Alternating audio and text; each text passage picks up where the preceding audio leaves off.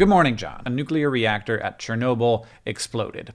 This kind of explosion had never happened before and hasn't happened since, and it wasn't supposed to be possible. But why? Why was it supposed to be impossible? And why wasn't it? There are simplified answers out there. I'm not going to get deep into physics, but I am going to be a little bit more robust in how I talk about it because I think it's really interesting to actually understand what happened here and why. But first, an introduction of terms. Nuclear, pertaining to the nucleus, which is the center of the atom that contains the protons and the neutrons. Protons, the nuclear particle that has a positive charge. The number of protons defines what element an atom is. Neutrons, the neutral particle. Why does it even exist? Well, why does anything exist? But basically, for subatomic particle physics reasons, if you have too few neutrons in your nucleus, the nucleus will fall apart. If you have too many, the nucleus will fall apart. Why?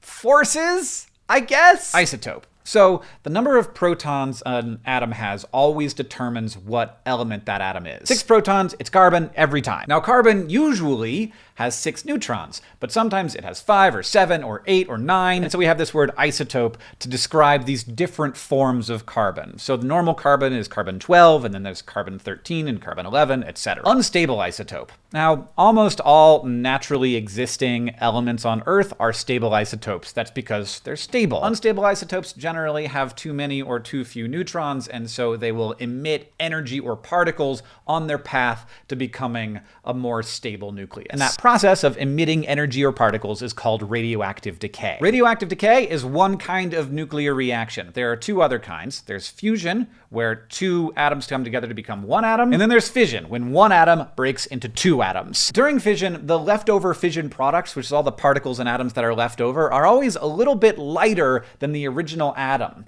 What happened to that mass? Well, it became energy, as described by a pretty famous equation. That energy is most of what we ultimately capture in a nuclear reactor and turn into electricity. The products of fission themselves are unstable isotopes, so they continue to decay inside the nuclear reactor. So heat in nuclear reactors is actually created in 2 ways. One, the vast majority of it is created through the fission of the atoms into smaller atoms. Secondarily, though, heat is produced by the radioactive decay of these unstable isotopes that are the product of the fission reaction. So even after the nuclear reaction stopped, this radioactive decay continues to produce heat. That heat has to go somewhere. It goes into the fuel, and if you can't keep cooling off the fuel, it will melt itself, and then it keeps getting hotter and hotter. It makes itself hotter as long as these isotopes are unstable and emitting radiation. They heat themselves up, and that can melt through just about anything, which is what we call a meltdown. Now, there is one single naturally occurring isotope on our planet that has a very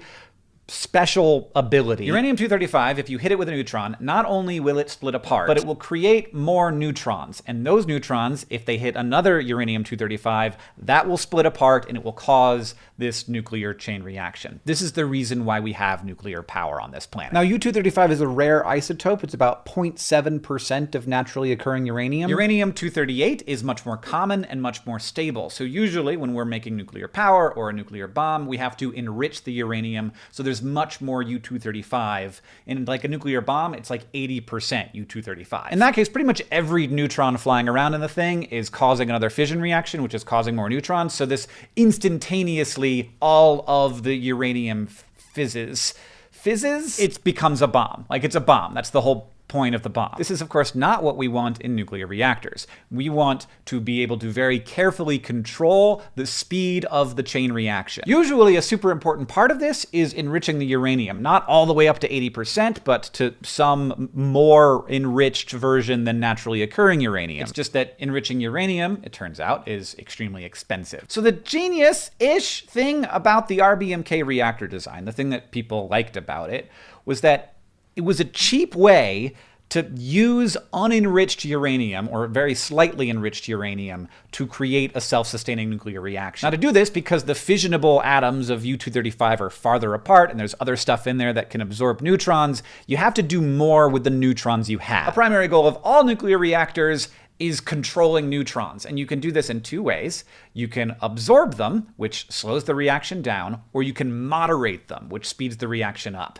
That sounds a little counterintuitive. It is. I'll explain why. When a uranium atom splits apart, the neutrons that come out are going extremely fast. They're going too fast, actually, for quantum mechanics reasons that I don't understand, to actually hit another uranium atom and break it apart. Mostly it will just bounce off. And then it'll fly out of the reactor and it won't get used. So counterintuitively, you have to slow down the neutrons to speed up the rate of reactions. To do this, you use something called a moderator. They moderate the speed of neutrons. They do not moderate the speed of the reaction, they increase the speed of the reaction. Now, there are some reactors that are able to do this with heavy water, which is like isotopically enriched water that actually makes it really good at neutrons bouncing off of it and slowing down some. That's expensive, because heavy water is expensive, but the nice thing is, if the reactor starts to get hot, the heavy water starts to boil, and then there's less of it around to slow down the neutrons, so the reaction starts to slow down. It's a negative feedback loop, which is the kind that you want inside of a nuclear reactor. Now, the RBMK reactor used regular water as a coolant because that's cheaper, but regular water is actually a neutron absorber. That's going to become really important later. So instead of heavy water, RBMK reactors use big, heavy blocks of graphite to slow down the neutrons. That's the neutron moderator. So to sum up, you've got moderators, which help speed things up, and you've got absorbers, which help slow things down. These are your gas pedal and your brakes in your nuclear reactor. And you need these things because there's other stuff that affects the rate of the reaction that changes as the fuel is used. It changes depending how long the reaction has been going. And in all reactors, like in the fuel, you have the buildup of different byproducts of the fission. And some of those absorb neutrons, some of them slow neutrons down. There's a big one, xenon-135, which is part of the decay pathway after uranium breaks apart. So it doesn't show up immediately, it just like ramps up slowly and it starts absorbing neutrons, so you have to pull your control rods out some. There's ways to control all this stuff, but it's complicated, so you need ways to be able to put on the brakes or put on the accelerator. The xenon thing is what happened on the day of the accident. They had basically run the reactor all day in a sort of a perfect procedure for what you would do if you wanted to increase the amount of xenon-135 in your reactor. They didn't do this on purpose, it's just what happened. And so when they started to decrease the power for the test, the xenon started to suck up all the neutrons and the reactor dropped into this situation where they just weren't getting any power out of the reactor. Now, the normal thing to do with an RBMK reactor, because of all these positive feedback loops, is to very slowly bring the power back up. But they wanted to get the power back up fast. So what they did is they pulled all of the control rods out, pretty much all the control rods out of the reactor. The only things left absorbing neutrons in this reactor now are water and xenon-135. If one or both of those things go away, then you would have a nuclear reactor that is in a very difficult to control state. They talk in this show, and a lot of science communication talks about, and I completely understand this because like, you don't have however long this video is to explain all of this. They talk about how the control rods were tipped with graphite. So when they came back into the reactor, the first thing that happened is that this moderator, the things that speed up the reaction, was the first thing that came into the reactor.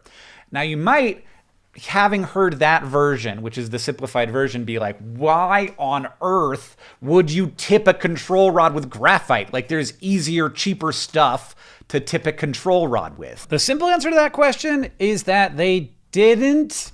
Let's explain. So when you're using normal water as your coolant, it also is absorbing neutrons. So if you take your control rod out, which is the thing that absorbs neutrons, and all that's left, like water is just taking that space, you have a less good, but still a control rod made of water in that space absorbing neutrons. So in RBMK reactors, they have control rods that control in both directions. The top of the control rod is made to absorb neutrons, and then as that pulls out, it pulls in a graphite rod, and that is made to increase the reaction. This is the graphite tip.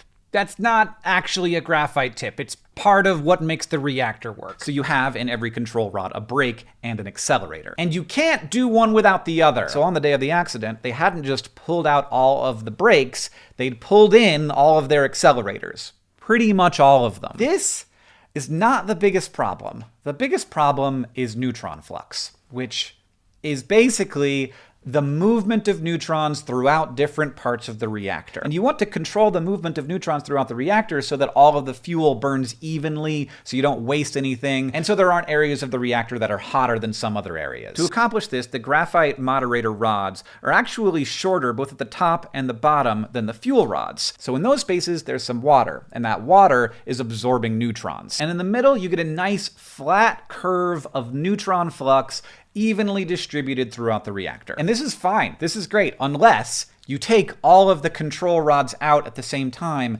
and then put them all back in at the exact same time. And we'll see why. So on the day of the accident, they had pulled out all of the absorbers, pulled in all of the accelerators, and then you have your positive feedback loops kicking in. Specifically because the flow of water through the reactor had been slowed down, the water started to boil. Water is usually there absorbing neutrons, so it's boiling. And suddenly there isn't as much water there absorbing neutrons, which is increasing the rate of the reaction. And then finally, all of these neutrons that are suddenly flowing around eats up all of the xenon-135, so that control that had been there the whole time is suddenly gone. And then you have the final fatal decision, the thing that you're supposed to do in this situation. When the control rods started to come back into the reactor, the graphite rods displaced the water at the bottom of the reactor until suddenly there was nothing in the bottom row of the reactor that in any way throughout the entire reactor was controlling neutrons at all. So the reactor is already dangerously overpowered, and then localized in the bottom of this reactor, you have this spike of neutron flux that's beyond anything the reactor is designed for. That very rapidly increased the amount of energy being produced, and something somewhere broke.